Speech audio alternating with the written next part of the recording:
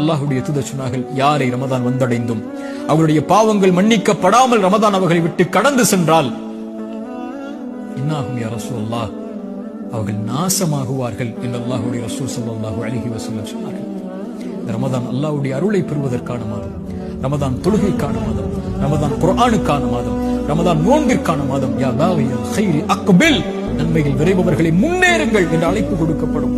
யா பாகிய ஷர்ரி, தீமையில் இருப்பவர்களே, குர்ஆனை மறந்தவர்களே, திக்ரை மறந்தவர்களே, தொழுகை மறந்தவர்களே, அல்லாஹ்வை மறந்தவர்களே, அக்ஸிர் அக்ஸிர், குறைத்துக் கொள்ளுங்கள். வலில்லாஹி உத்தகாஉ மினன் நார், நரகத்திலிருந்து இந்த ரமதானில் விடுதலையாக கூடியவர்கள் இருக்கிறார்கள். ஸல்லல்லாஹு சொன்னார்கள், ஒவ்வொரு இரவிலும் சுப்ஹானல்லாஹ் ரமதானை பயன்படுத்துங்கள், கண்ணியத்தோடு ரமதானை கழியுங்கள், அதிகம் அதிகம் நன்மைகளை செய்யுங்கள், அதிகம் அதிகம் வணக்க வழிபாடுகளில், குர்ஆனில், திக்ரில் நன்மைகளை செய்வதில், எந்த நன்மையாக இருந்தாலும் அதை செய்வதற்கு